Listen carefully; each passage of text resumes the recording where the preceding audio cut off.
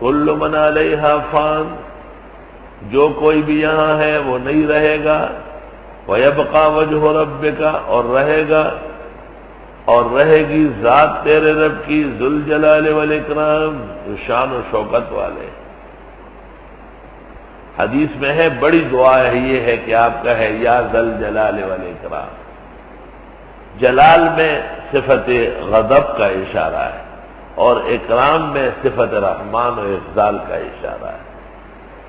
فَبِأَيِّ آلَاءِ رَبِّكُمَا تُكَذِّبَانِ، يَسْأَلُهُ مَنْ فِي السَّمَاوَاتِ وَالْأَرْضِ، اسی سے مانگتے ہیں جو کوئی آسمان و زمین میں ہے۔ اشارہ ہے کہ دعا کرنا بڑی عبادت ہے۔ کل یوم هو فی شأن، ہر روز وہ کسی نہ کسی حال میں ہے، کسی کو دیتا ہے کسی سے لیتا ہے۔ فَبِأَيِّ آلَاءِ رَبِّكُمَا تُكَذِّبَانِ سَنَفْرُغُ لَكُمْ أَيُّهَ الثَّقَلَانِ، ابھی فارغ ہو جائیں گے تمہارے لیے یہ دونوں مخلوقات۔ ثقلان، ثقل بھاری پن کو کہتے ہیں، چونکہ اور مخلوقات پر جن اور انس کو برتری ہے بوجہ مکلف ہونے کے، اللہ کی عبادت کے پابند ہونے کے۔ مکلف مانا اللہ کی عبادت کا پابند۔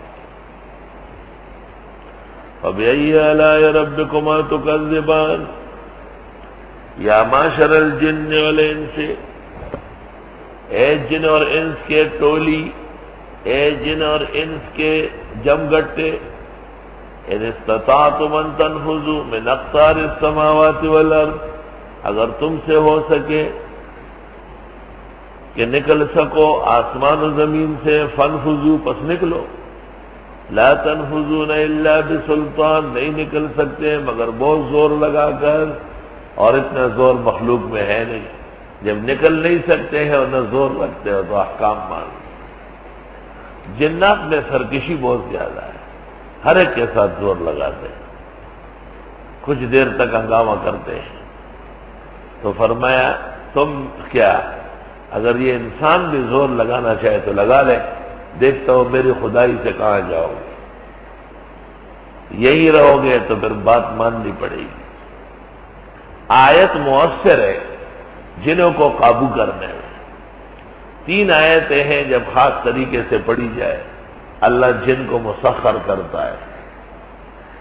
ایک یہ، دوسری وما خلقت الجن والانس الا لیعبدون، اور تیسری وَلَقَدْ عَلِمَتِ الْجِنَّةُ إِنَّهُمْ لَمُحْضَرُونَ۔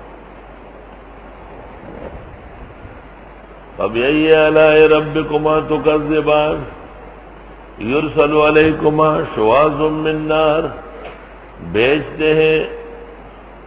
بھیجے جاتا ہے تم دونوں پر شعلہ آگ کا، وَنُحَاسٌ، اور دھواں، فَلَا تَنتَصِرَانِ، بس تم جان نہیں چھڑا سکتے۔ جنات تو خود آگ سے بنے ہیں، بظاہر وہ آگ سے نہیں ڈرتے، لیکن اللہ تعالیٰ فرماتے ہیں میں تم پر ایک شعلہ اور تھوڑا سا دھواں چھوڑتا ہوں، تمہارا وجود ختم ہو جائے گا۔ ہم مٹی سے پیدا ہے، تو مٹی کا برتن اگر کوئی ہم کو دہ مارے تو تکلیف نہیں ہوگی کیا؟ فَبِأَيِّ آلَاءِ رَبِّكُمَا تُكَذِّبَانِ فَإِذَا انشَقَّتِ السَّمَاءُ، پس جس وقت پھٹ پڑے گا آسمان، فَكَانَتْ وَرْدَةً كَالدِّهَانِ، پس ہو جائے گا سرخ مانند نری کے۔ آسمان پھٹ پڑے گا تو یہ ایسا سرخ ہوگا جیسے کوئی چمڑے کو پیٹے، دہان، چمڑے کو جب بہت دیر تک آپ ماریں گے نا تو وہ سرخ ہو جائے گا، کالدِّهَانِ، جیسے نری، ایسا سرخ ہوگا جیسے نری۔ قدیم اردو ہے، آپ کے بزرگوں نے لکھی، ماننی پڑے گی۔ یہ جانور جو ہم خریدتے ہیں نا کہ بھئی یہ بھینس، یہ گائے تازی ہے، تو اس کے اعضاء دیکھتے ہیں، تو یہ منڈی والے ایسے بے ایمان ہیں کہ یہ اس خاص جگہ کو کوٹ لیتے ہیں تو وہ سرخ ہو جاتا ہے، تو کمکل تاجر دھوکہ کھا جاتا ہے، حالانکہ وہ ان کا پیٹا ہوا ہے۔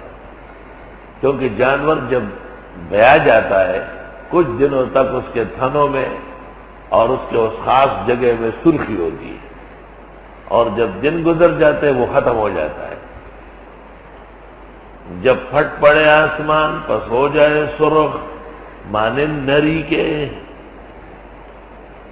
وردہ گلاب کو کہتے ہیں، وردہ، لیکن ورد کہتے ہیں پیاسے کو، اور وہ پیاسا جو جہنم جا رہا ہو، اس لیے اس نام نہ رکھنے میں خیر ہے۔ عوام کہاں ورد اور ورد کا فرق کریں گے؟ جیسے صفی اللہ اللہ کا چنا ہوا پیارا نام ہے، مگر لوگ کہیں گے صفی اللہ اللہ تعالیٰ کا بیوقوف بندہ، اور دیکھا گیا کہ اس نام کا آدمی عام انسانوں سے کم عقل ہوتا ہے۔ تو ناموں میں تلفظ معتبر ہے، حقیقت معتبر نہیں ہے۔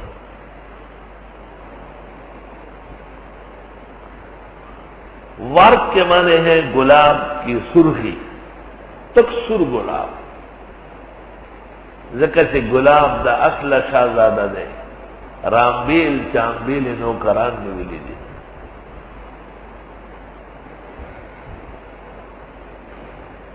اور دنیا میں قلب کی قوت کے لیے اور دماغ کے نشو و نما کے لیے گلاب سے بہتر کوئی چیز اللہ نے پیدا نہیں۔ گلاب کا پھول چھوٹا بھی ہوتا ہے اور بڑا بھی، تازہ بھی ہو اور بجھا ہوا بھی، کام پورا کرے۔ ہمارے ہاں ایک گلاب کا پودا تھا، یہاں اب بھی شاید ہے، تو اس کی سرخی کا عالم یہ تھا کہ اس کے پتے اور اس کی شاخ ہے وہ بھی سرخ ہے۔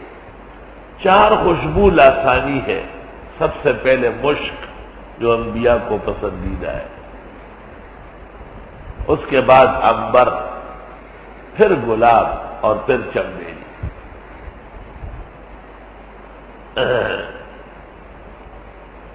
اور بقیہ سب اس کے توابع ہیں۔ وردہ، ایک شاعر کہتا ہے لو کنت وردا لونه لعشقتنی، اگر میرا رنگ گلاب کی طرح ہوتا تو آپ مجھ سے محبت کرتے، لیکن ربی ہاننی بسوادی، اللہ نے مجھے ذلیل کیا ہے کالا پیدا کر کے۔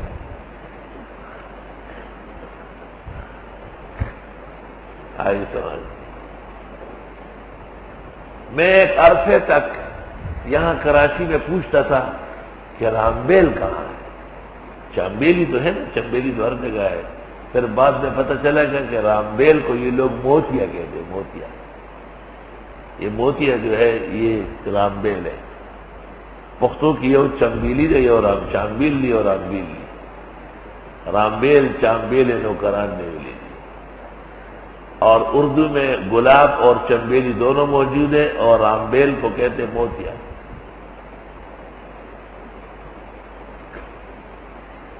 ابو علی سینا نے لکھا ہے کہ لوگ اگر کھانا کم کر لے اور خوشبو بڑھا لے تو ان کی 3 صلاحیتیں بڑھ جائیں گی۔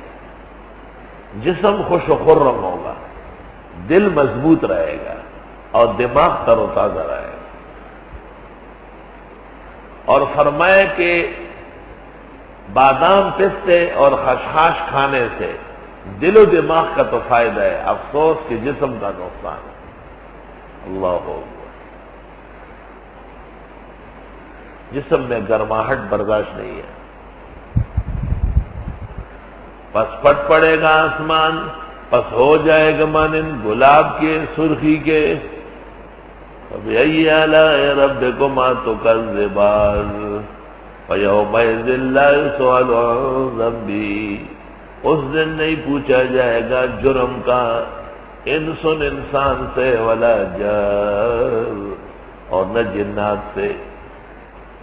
کیوں نہیں پوچھا جائے گا؟ فَبِأَيِّ آلَاءِ رَبِّكُمَا تُكَذِّبَانِ یُعْرَفُ الْمُجْرِمُونَ بِسِیمَاهُمْ، پہچانے جائیں گے جرائم پیشہ لوگ ان کے چہروں سے۔ فَيُؤْخَذُ بِالنَّوَاصِي وَالْأَقْدَامِ، پس پکڑے جائیں گے پیشانیوں سے اور پیروں سے، سر اور پیر سے پکڑ کر جہنم میں ڈالے جائیں گے۔ فَبِأَيِّ آلَاءِ رَبِّكُمَا تُكَذِّبَانِ۔ یہ چہرے پڑھنا ایک علم ہے۔ پولیس والے 50 آدمی کھڑے ہوتے ہیں، ان میں سے ایک کو پکڑ کے باہر نکالتے اور اسی سے چوری نکالتے۔ وہ یہ علم جان چکے ہیں کہ چور کا چہرہ وہ سلامت انسان کا چہرہ نہیں ہوتا۔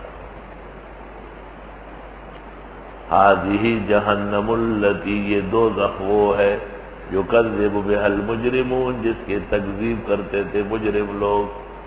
یطوفون بینہا وبین حمیم آن، یہ چکر لگائیں گے اس میں اور کھولتے ہوئے گرم پانی کے درمیان۔